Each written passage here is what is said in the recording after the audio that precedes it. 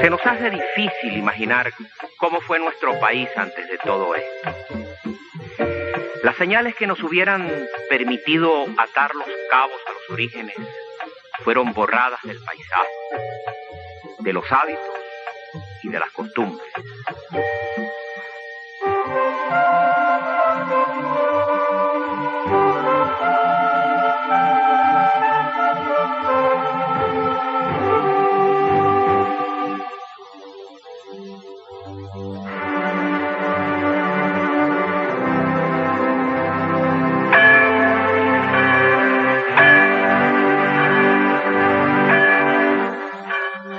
Las referencias a nuestra historia verdadera fueron arrinconadas. Los programas educativos han sido mezquinos con ella. Permite sustentar las opiniones, lo ha seguido apabullando la anécdota y la emotividad circunstancial.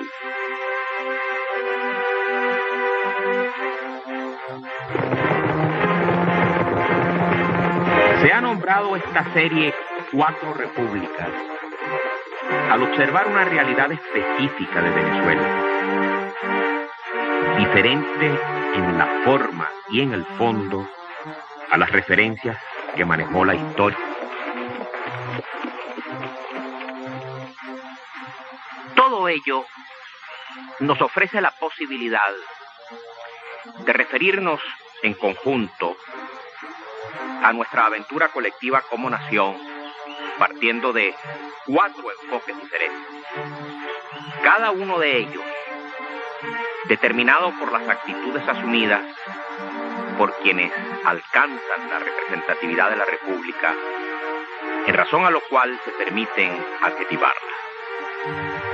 Así, hablaremos de la República de los Criollos, la República de los Caudillos, la República Civilista y, por último, de la República Democrática, Popular y Representativa.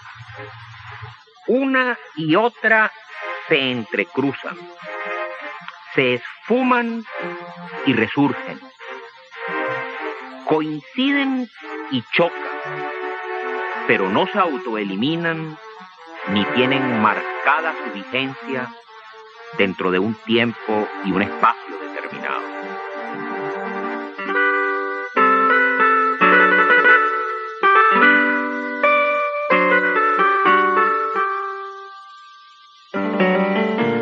Los criollos, herederos de los conquistadores, eran los amos de las tierras y de las esclavitudes.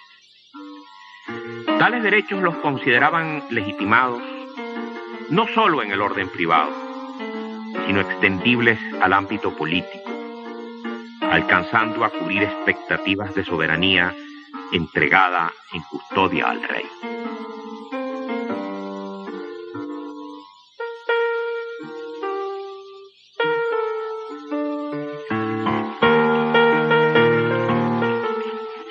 siglos habían conservado los criollos vigentes esa idea acerca de su legitimidad como amos y como propietarios de derechos. En los cabildos, que eran los únicos recintos que se habían reservado para el cumplimiento de sus pretensiones, hicieron siempre presentes sus altiveces, las cuales vigilaban y podaban los funcionarios reales.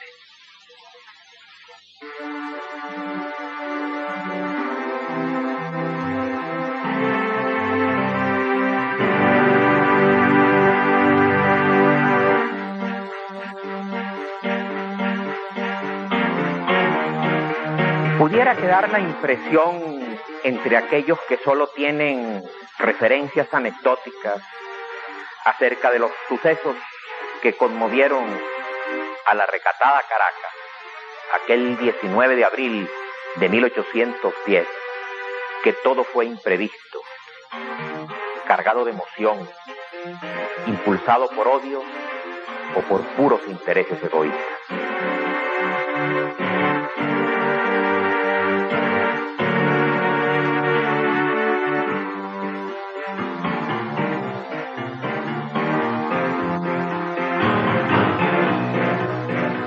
Debe quedar claro, por el contrario, que se trataba de una hora de confluencias en la cual se sumaban hechos, se confirmaban actitudes y aspiraciones antiguas. Todo desembocaría en el nacimiento de aquella República de los Criollos, la cual, si ciertamente no iba a ser igualitaria, sí lo sería civilista.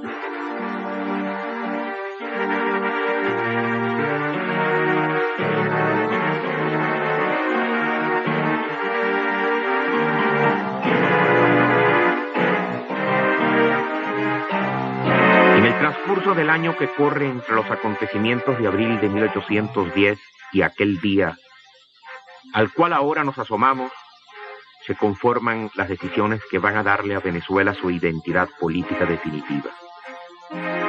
Es el 5 de julio del año de 1811.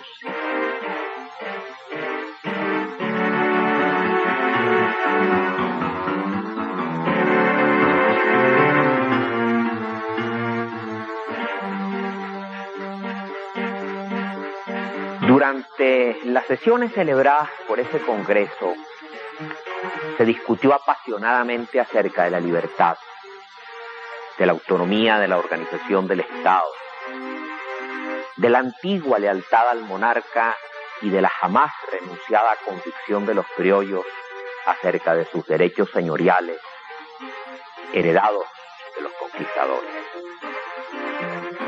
de la igualdad de los hombres en una república imaginada dentro de los renovados aires que soplaban.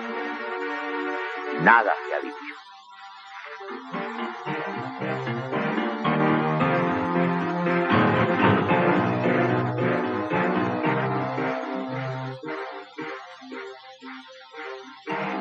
En aquel día, 5 de julio de 1811, los criollos, ya próceres civiles desde la República, luego del servicio religioso en la catedral vecina, llegaron a esta capilla en donde muchos de ellos habían escuchado el vejamen el día de su grado.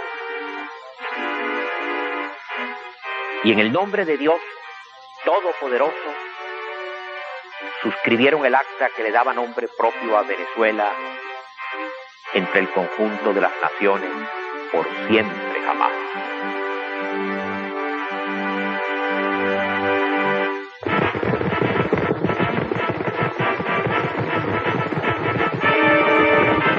La guerra de la independencia se ha traducido únicamente como un gesto marcial.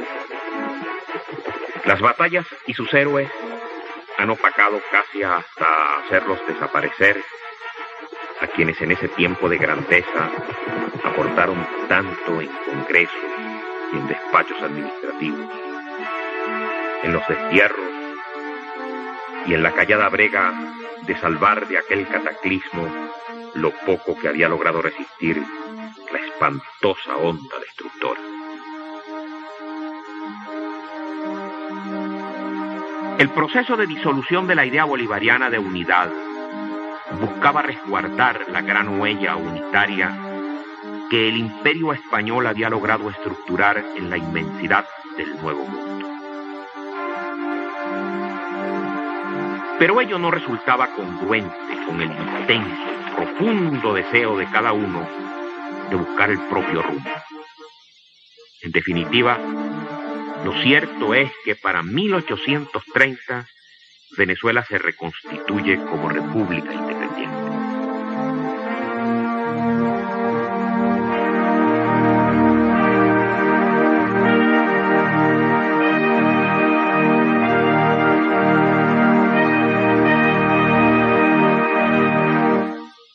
Pudiera decirse que entre esas dos circunstancias, los militares triunfantes, reducidos a sus primitivos cuarteles, y los civiles de regreso, unos de los exilios y otros de los afanes en los campamentos y del enfrentamiento con magistrados y burócratas neogranadinos, se gestaba el destino que fatalmente iba a conformar la República de los Caudillos, cuya hegemonía cubriría todo el siglo XIX.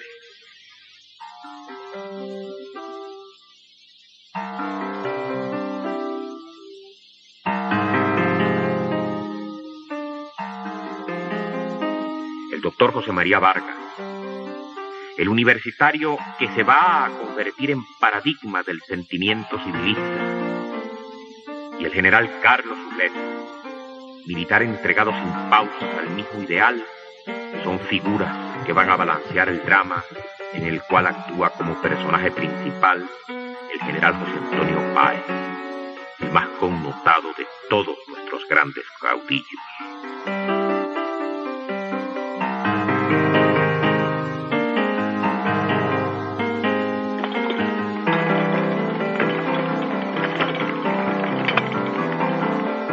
Los liberales se autoconstituyen en representantes de la civilidad, enfrentados a los oligarcas, no otros, sino los propietarios de siempre.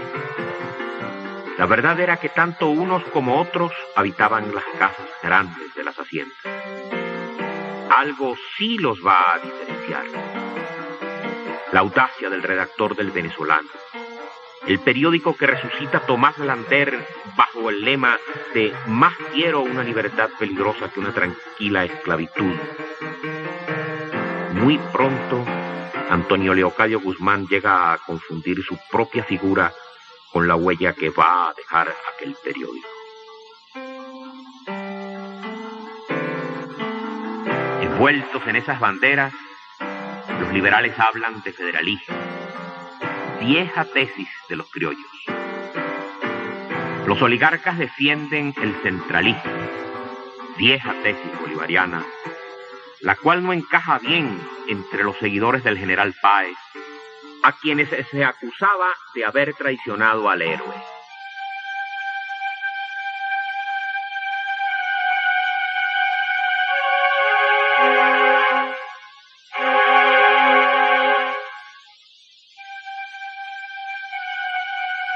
El 24 de enero de 1848, la historia de Venezuela, que se venía haciendo desde la desmembración de Colombia, va a tomar rumbos imprevistos. La República Civilista, la que había nacido en 1811 y que sobrevivió a la Guerra de la Independencia para reconstituirse en Valencia en 1830, va a ser suplantada por la República de los Caudillos, representada por el general José Tadeo Monaga.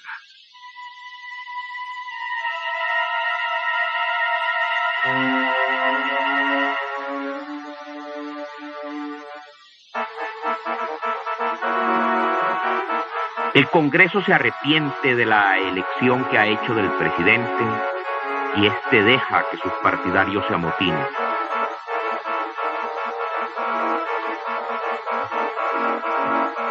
Cuando los milicianos se imponen, ya anochecido, los abogados, como nombraba el general Páez a los civiles, se reúnen. Y el doctor Diego Bautista Urbaneja, prócer civil, bolivariano de primera fila, propone retomar el hilo constitucional. La frase hará historia.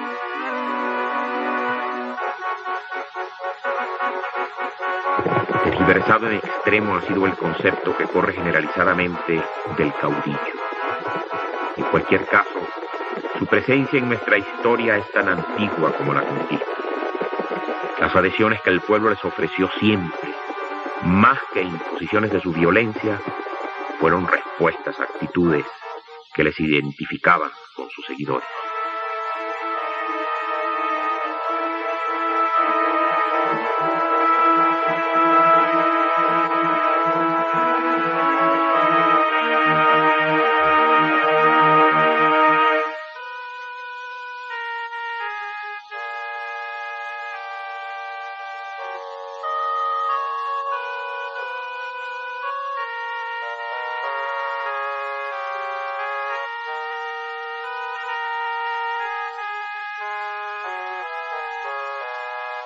La República de los Civiles se desvanece ante la presencia absolutista del viejo caudillo, apenas seguido por su gente.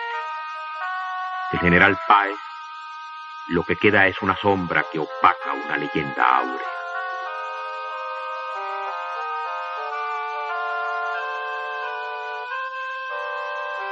Curiosamente, el recuerdo se detiene en un lugar en donde sus huellas no solo rememoran hazañas de guerra, sino auspiciosas expectativas de poder civil. Así es como en su casa de Valencia nos topamos con la memoria del general José Antonio Páez. Ni la respetada presencia de don Pedro Gual, ministro de Bolívar, héroe de la independencia, ni la de don Manuel Felipe de Tovar, heredero de un título de conde, pero con abnegada vocación de república, al estilo de los viejos criollos. Ni la honesta elocuencia de don Fermín Toro, tan integralmente civilista en su gestión como presidente de la memorable Convención de Valencia, en donde se buscaron tantas salidas, lograron que las facciones depusieran sus querellas. El destino de la República debía ser resuelto por la violencia, una vez más.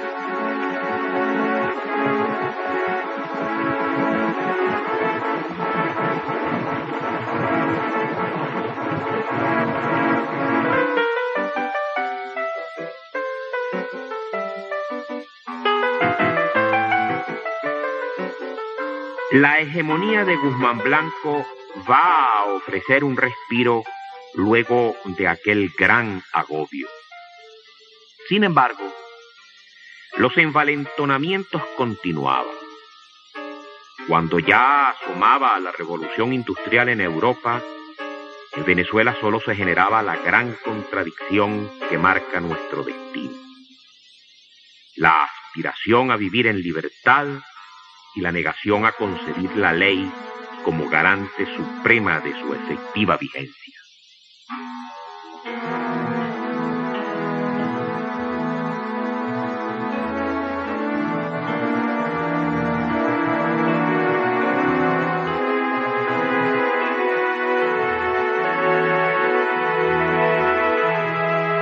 La herencia política del ilustre americano, general Antonio Guzmán Blanco, se abrirá efectivamente en un final de siglo que más pareciera de vodevil o de zarzuela. Los gobiernos de los doctores Juan Pablo Rojas Paul y Raimundo Andueza Palacio no van a conformar aquella tan ansiada solicitud de la clase política de regresar a la idea civilista de la República.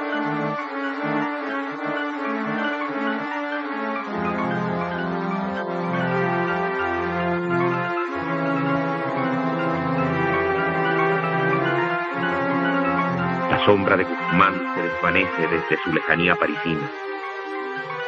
Sus estatuas se derrumbaban.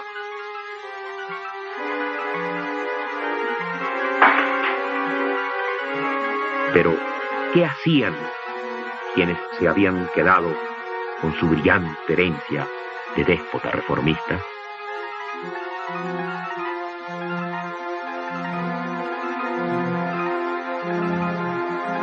El otro heredero lo fue el general Joaquín Crespo. Casi pudiera decirse que forzado por circunstancias imprevistas, las cuales dejaron en sus manos un poder que había quedado sin dueño.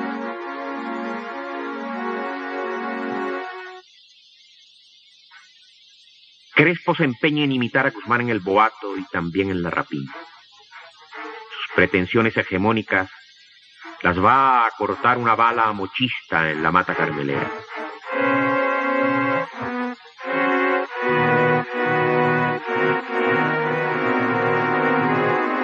Entonces, ni el presidente que él había impuesto, el general Ignacio Andrade, ni el oponente tradicional de los militares, el general José Manuel Hernández, para sus partidarios o solamente el Mocho, logran frenar la carrera desbocada de aquella república sin aliento que enterraba tan lastimosamente al gran partido liberal, una gran esperanza de pueblo estrujada por las ambiciones de los caudillejos.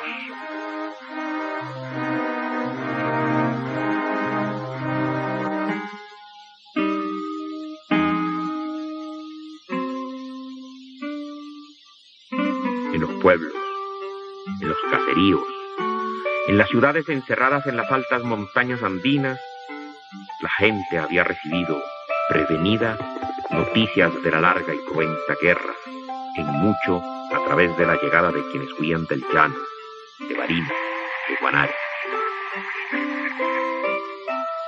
Los poderes de la capital, tan inaccesible, se representaban a sus ojos en las tropas que llegaban de Barlovento, del Alto Llano, gente diferente a la mezcla que ya existía entre blancos e indios. Entre aquellas montañas y el país plano, siempre se habían interpuesto las distancias y los valladares de la geografía. Era como si existieran dos países.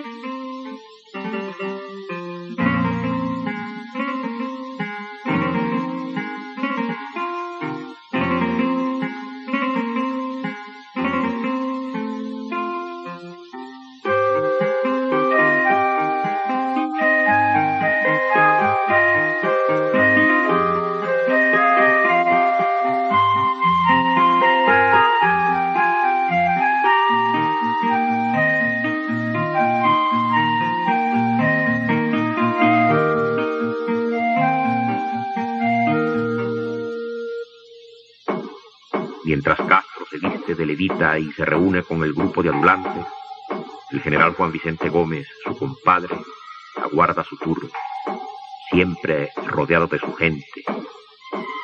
Al fin le llega y él no lo va a dejar escapar. En Caracas el siglo XX se anuncia con la llegada de los andinos. Algunos piensan que su presencia será pasajera.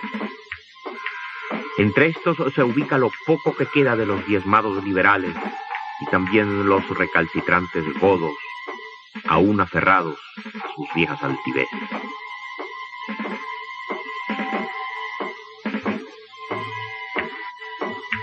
El periodo que comienza va a abarcar casi la mitad del siglo. La novedad es el petróleo. Entre los beneficios fiscales que proporciona jamás antes concebidos, la muerte de los verdaderos caudillos, el descrédito de los pequeños que les suceden y el gran cansancio que dejaba una matachina prolongada durante 100 años, Juan Vicente Gómez consolidaba su poder, el cual se va a extender hasta conformar el más largo y cruel periodo de dictadura que ha padecido la República.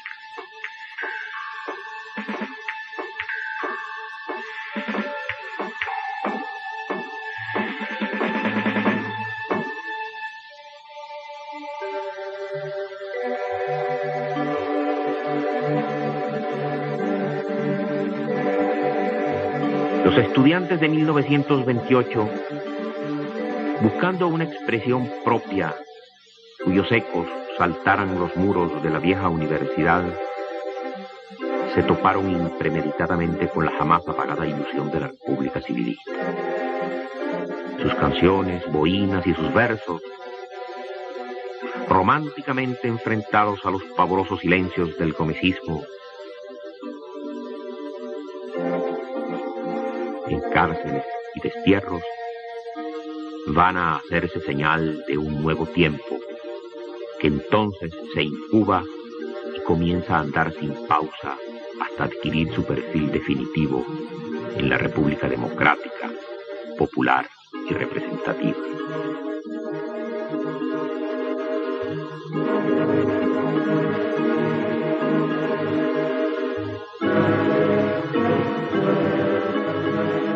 La sucesión de Juan Vicente Gómez se va a abrir en la persona de un hombre formado en su causa y para su causa. Sin embargo, va a ser él quien encarne la renovación que todos solicitaban.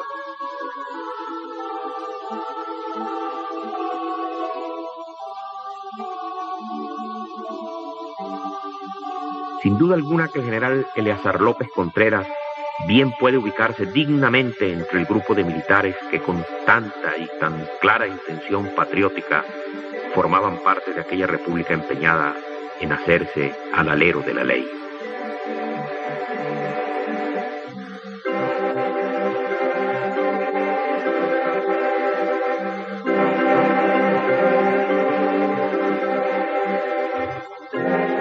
Sin perder esos rumbos, otro militar civilista, el general Isaías Medina Angarita, va a sucederle presidiendo uno de los gobiernos mejor intencionados que puede referir la historia contemporánea de Venezuela.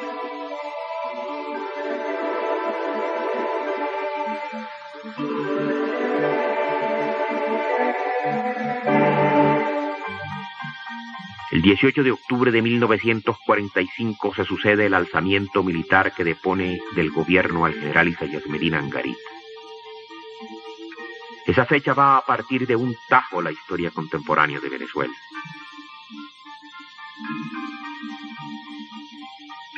Entonces, se va a dar comienzo a una aventura cuyos riesgos quizás no se calculaban previsivamente.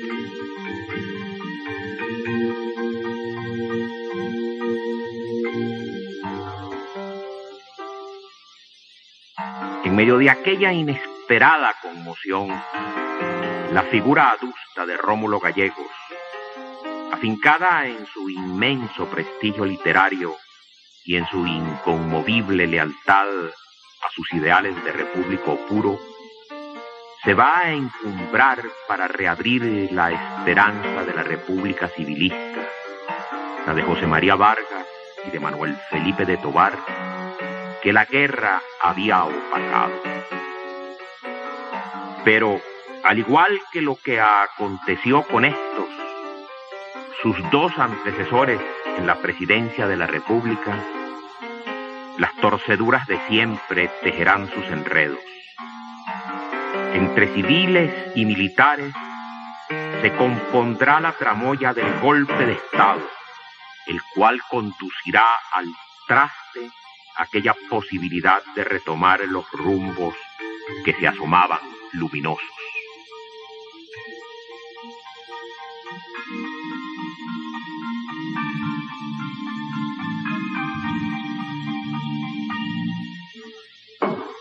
Jamás en nuestra larga historia de azonadas y levantamientos, quienes alcanzaban el poder lo ejercían o decían hacerlo en nombre de los militares. Cuando Pérez Jiménez aparece como mandatario de las Fuerzas Armadas y trata de hacer avanzar el proceso de tecnificación de ellas por imposición de la modernización del armamento con el que va a dotarla, le da el tiro de gracia a los fusilados caudillos.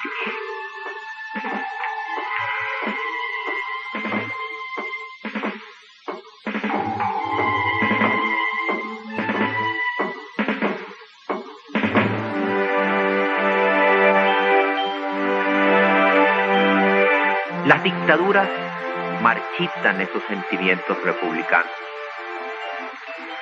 Pero una vez estas desplazadas, de nuevo surgen las jamás renunciadas aspiraciones que han hecho de los venezolanos hombres y mujeres de libertad y de igualdad, de ideales y de sacrificios, de esperanza y de conciliación. ¿No es esa, acaso, identidad válida para construir un futuro de todos?